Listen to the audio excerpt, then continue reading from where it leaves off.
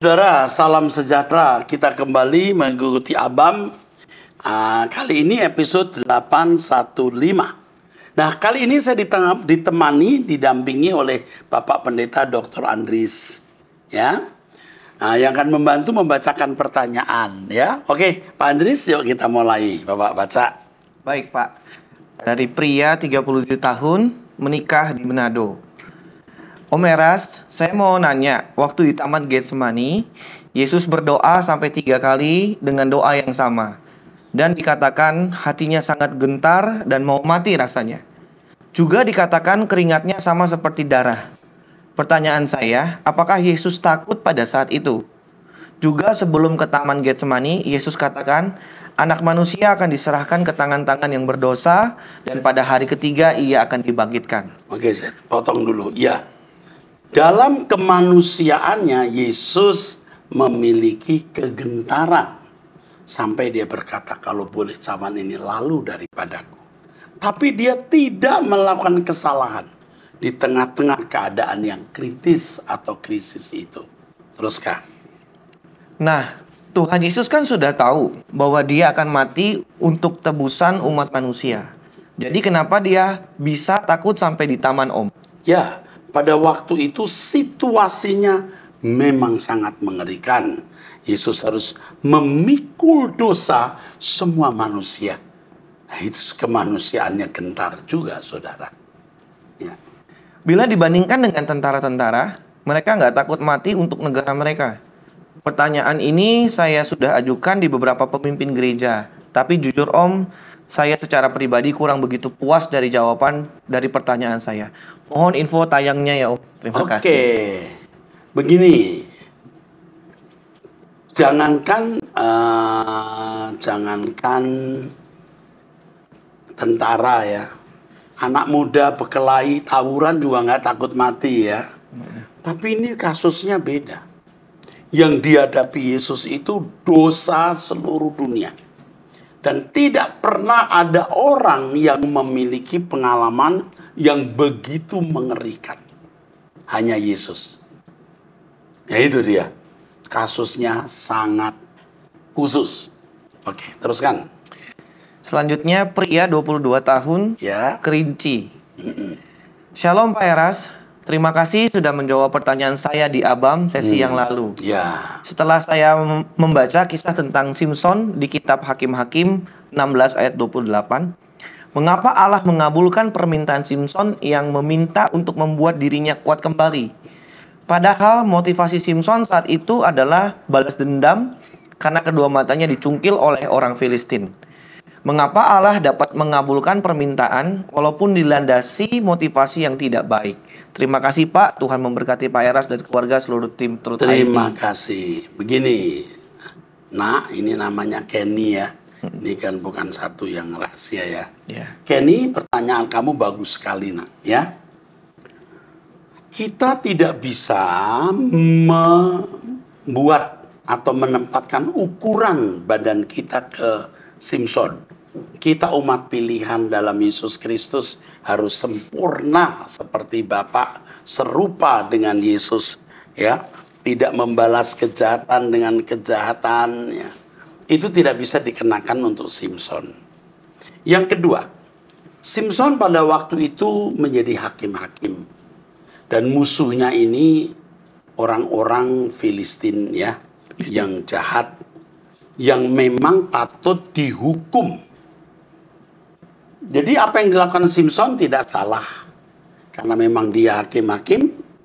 Dia sedang membela bangsa Israel.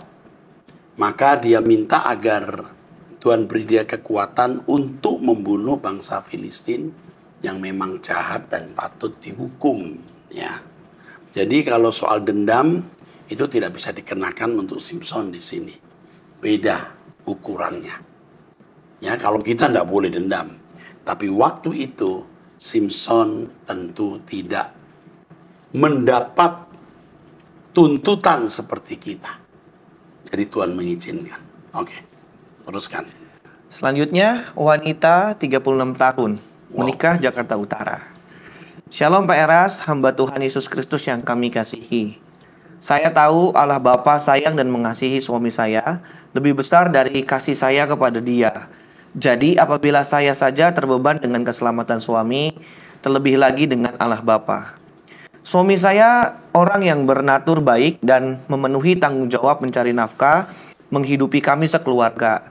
Dia double job, bekerja di kantor weekdays dan side jobnya di weekend. Sudah lebih dari 5 tahun kami berdoa bersama tiap malam sebelum tidur, dan saya setiap hari mengirimkan link renungan harian Truth yang saya baca, terlepas dari dibaca atau tidaknya oleh suami. Suami sangat jarang membaca Alkitab, juga jarang mendengar khotbah secara onsite atau online.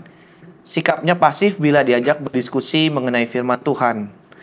Awalnya saya berpikir positif, mungkin karena dia spiritual event.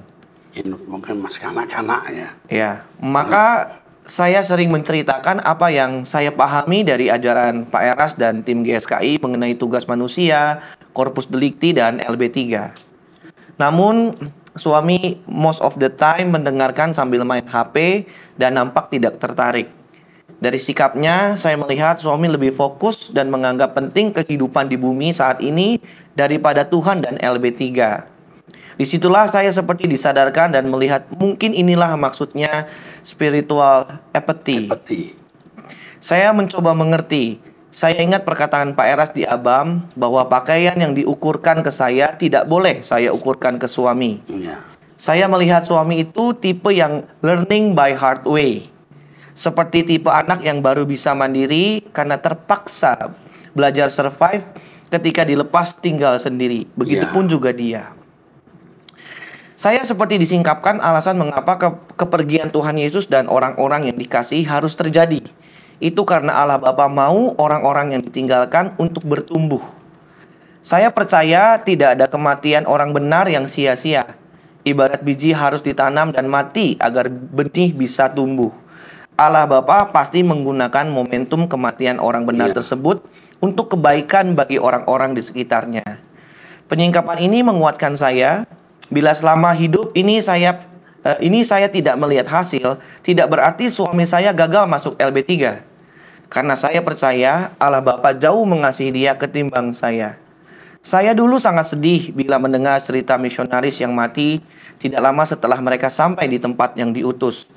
Di mata manusia seolah-olah seperti gagal dan tidak menghasilkan pertobatan.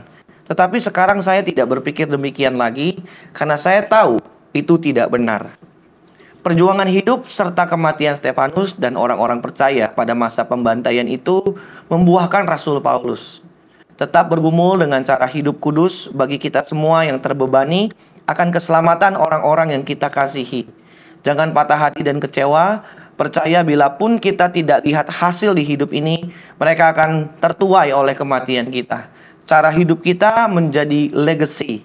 Mohon kiranya dikoreksi apabila ada pemahaman saya yang salah. Salam juang dan salam LB3. Wow, pinter ya nih wanita ini, ibu ini. Wanita usia 36 tahun ya. Punya suami yang spiritual apathy, artinya yang tidak peduli hal-hal rohani. Ya. Tetapi ibu, kamu masih muda ya. Kamu memiliki kecerdasan di atas rata-rata. Ya, dan pengertian yang baik. Usiamu 36 tahun. Tugas kamu belum selesai. Belum.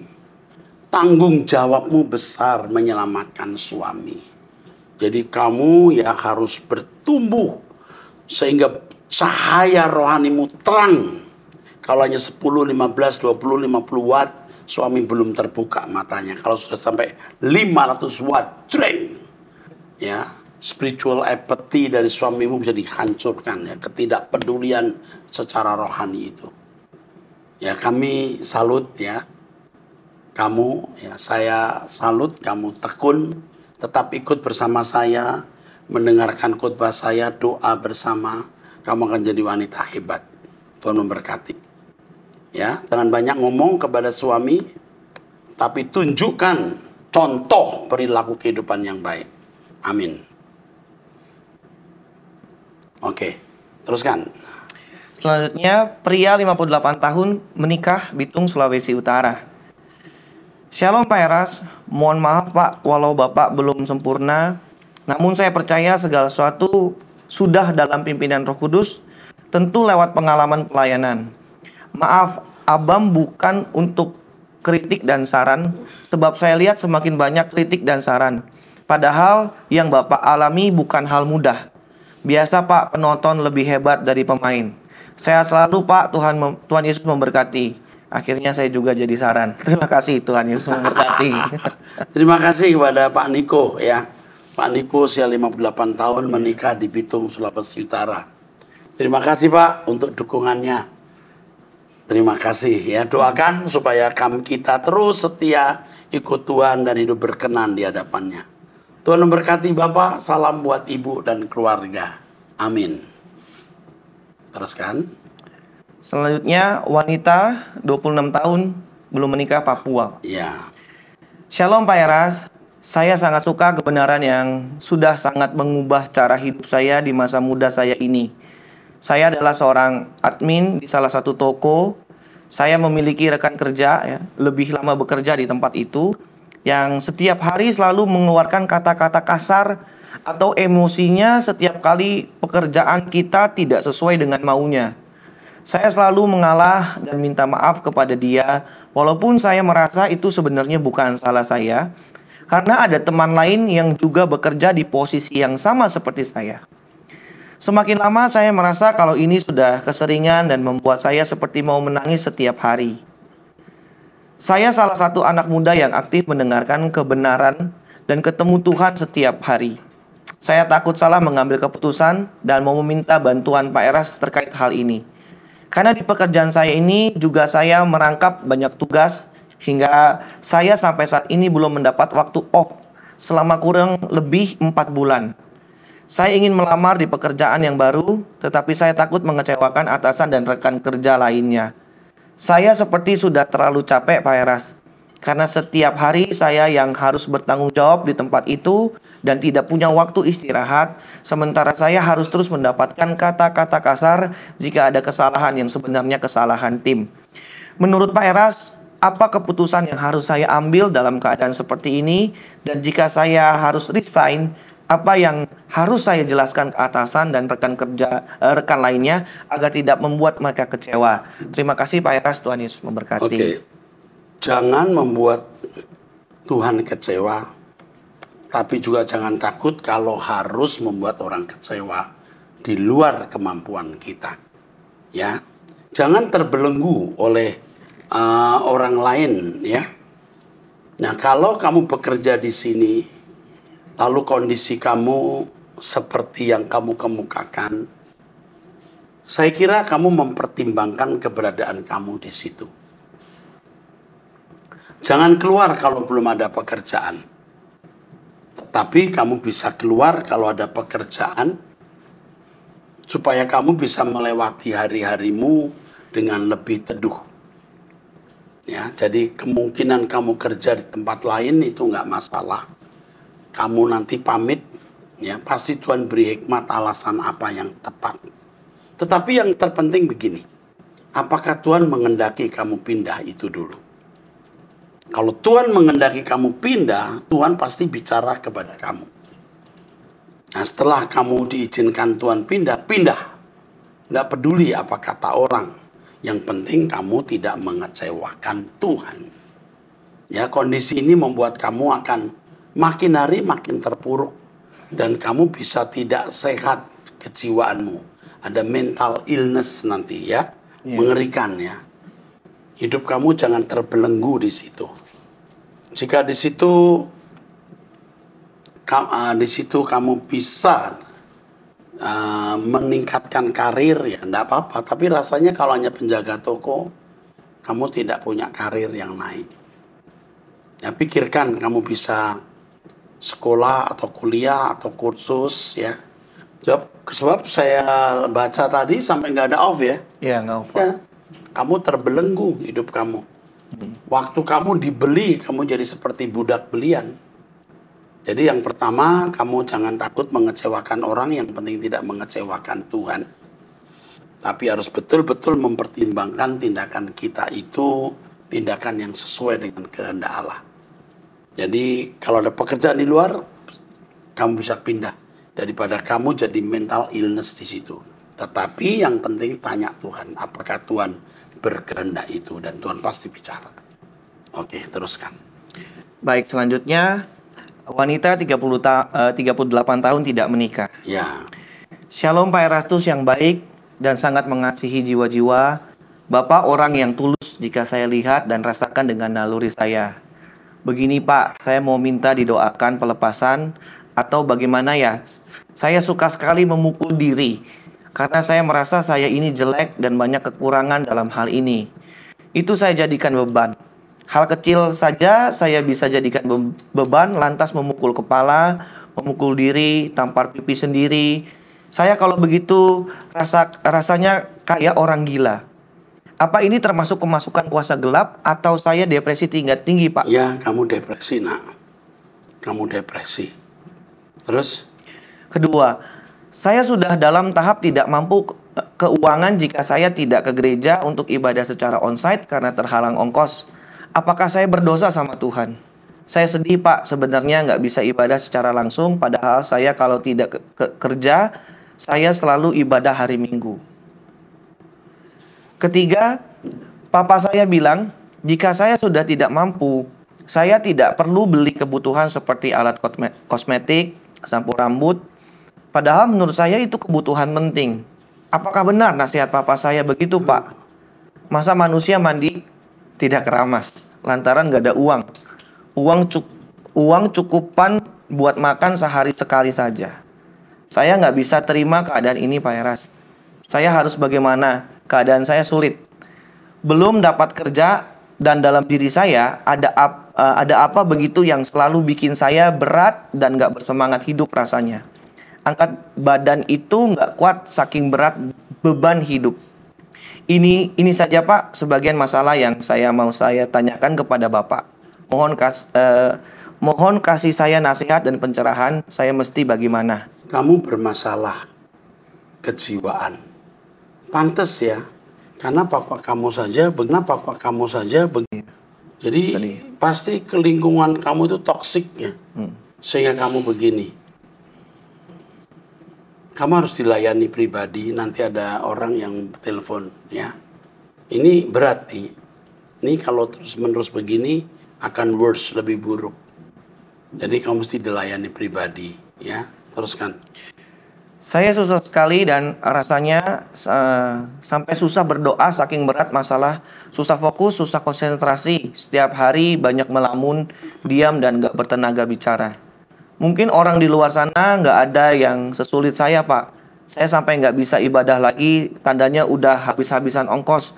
Sedangkan perut saya perlu makan juga. Oh ya Pak, saya sudah banyak dihubungi oleh Ibu Pendeta. Tapi ya begitu saja, hanya konseling sekali dan nggak ada kelanjutan lagi. Apa begitu ya Pak caranya? Sebentar, enggak begitu. Ya, ingat ini pendampingan. Jadi kalau kami mendampingi ya sampai harus sembuh ya. Nilai jiwa itu berharga. Jadi kalau cuma nanya mau telepon, halo, saya khawatir orang itu hanya performance saja. Oke, enggak begitu. Terus? Demikian Pak pertanyaan saya. Jika berkenan Bapak tolong jawab. Saya berdoa Bapak diberi kesehatan maksimal agar Bapak lebih maksimal melayani kami jiwa-jiwa untuk kemuliaan Tuhan. Maaf Pak bila WA saya kepanjangan dan saya bukan orang yang cerdas. Terima kasih Pak. Enggak, kalimatnya cukup cerdas. Kamu cukup cerdas. Saya juga bisa ada kagumnya gitu di tengah kondisi kamu yang depresi. Ini kamu bisa punya kalimat-kalimat yang jelas. It's okay. Nanti kamu akan didampingi ya. Tolong dicatat, kirimin seorang pendamping ya. Ditelepon lalu bagaimana bantu ya. Oke, dia tinggal di mana ya? Nggak ada di situ ya tadi. Iya Pak. Oke, kita teruskan. Dari wanita usia 46 itu. Ya. Selanjutnya wanita 46 tahun menikah DKI Jakarta. Ya. Pak Eras yang saya kasihi dan tim Abam, mohon pencerahannya atas masalah yang saya hadapi. Beberapa bulan yang lalu, suami saya ketahuan mendua hati dengan teman wanitanya. Dan setelah saya desak atas kecurigaan yang saya ketahui, akhirnya suami mengakuinya. Sejujurnya saya hancur hati Mengingat begitu percayanya saya atas suami saya yang kalem, dan saya meyakini dia tidak akan mengkhianati saya sampai maut memisahkan kami. Tetapi nyatanya dia melakukannya, Pak. Ya, dia tidak ada bedanya dengan suami-suami buaya darat yang ada. Hanya saya lebih sedikit beruntung karena menurut pengakuan suami, mereka belum sampai melakukan hubungan seks. Tetapi mungkin sebatas fantasi seks saja dengan wanita tersebut.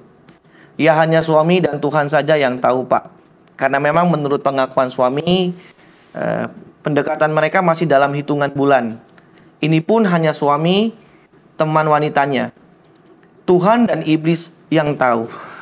Beruntung saya sudah menaruh kecurigaan atas sikap suami yang di luar kebiasaannya, sehingga mereka belum sampai ke hubungan seks.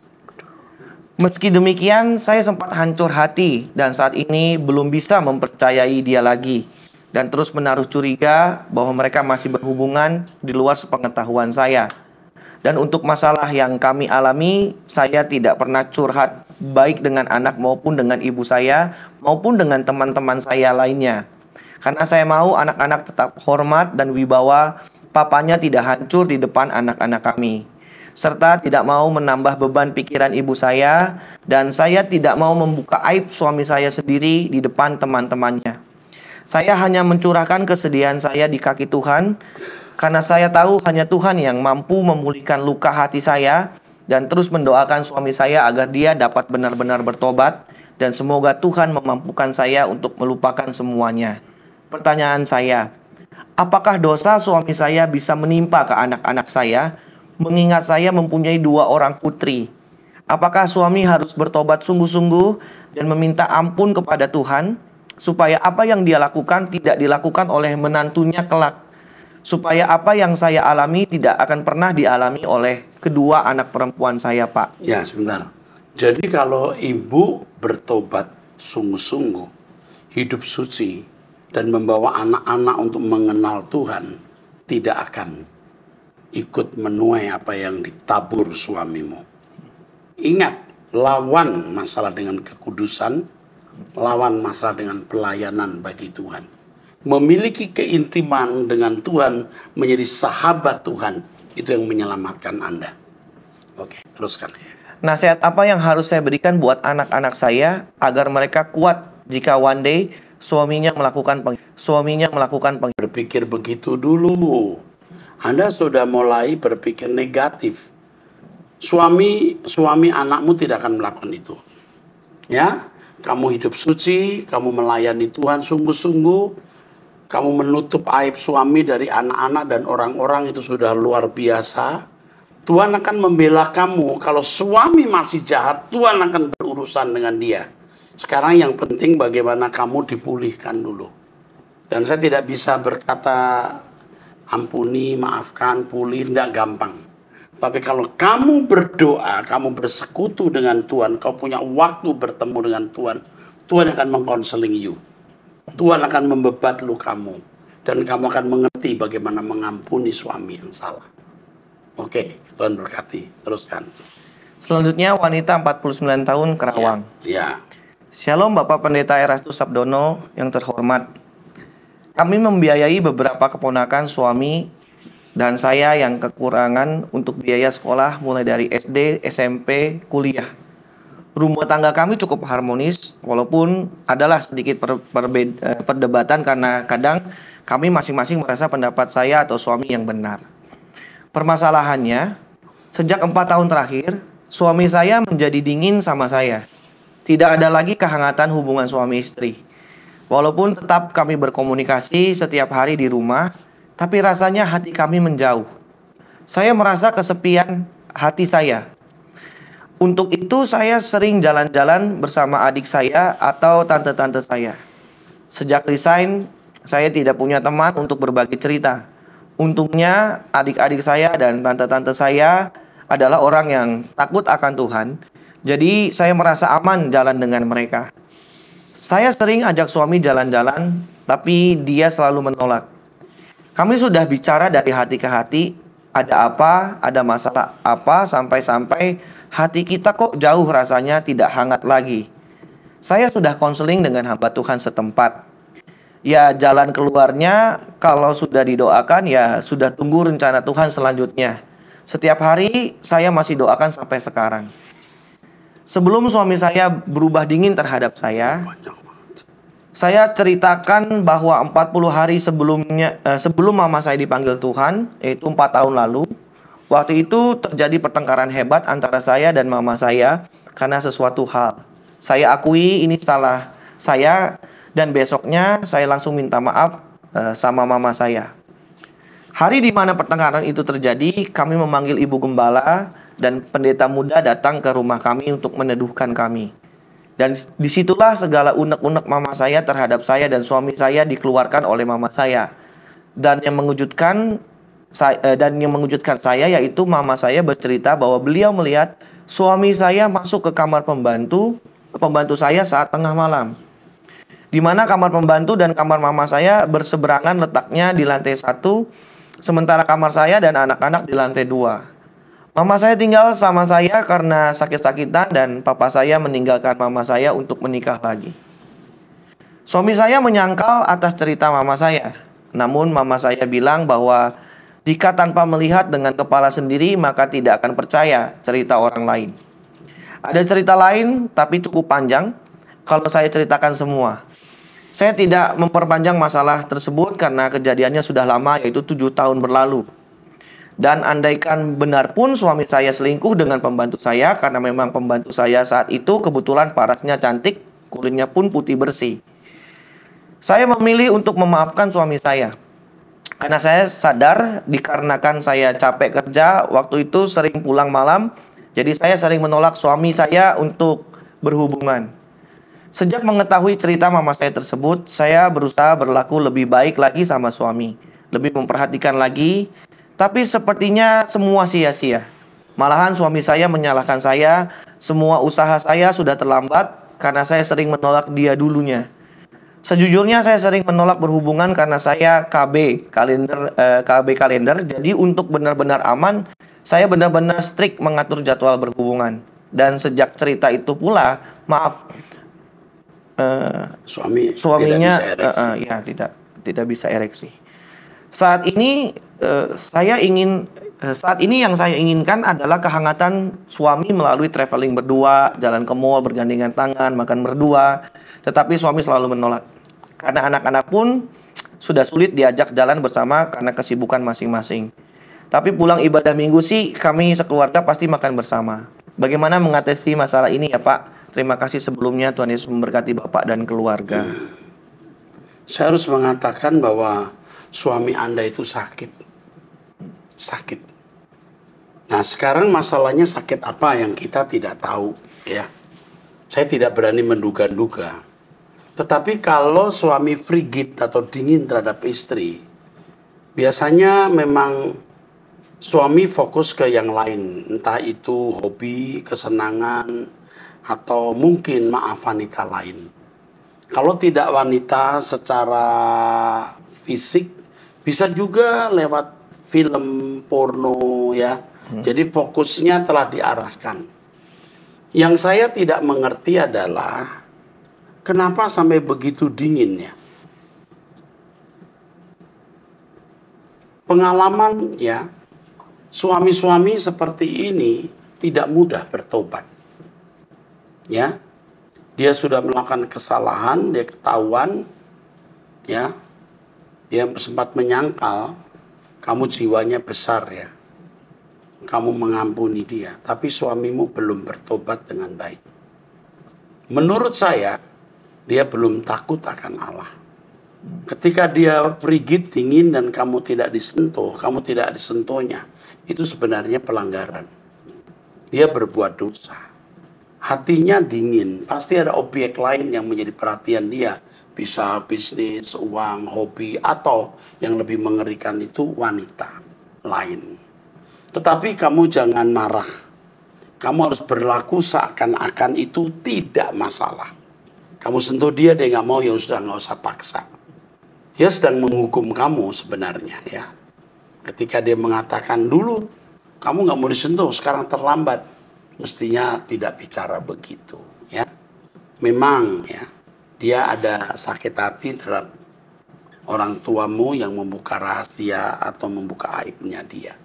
Tapi mestinya dia tidak marah seperti ini. Dia tidak takut Tuhan. Yang kamu harus lakukan sekarang, kamu mencari Tuhan, mencari pembelaan Tuhan. Biar Tuhan yang turun tangan. Kasus-kasus seperti ini hanya Tuhan yang bisa selesaikan. Kamu hidup suci, kamu layani Tuhan, ingat ya. Kamu tetap mendengar Truth ID, berdoa bersama saya. Biar Tuhan yang akan campur tangan.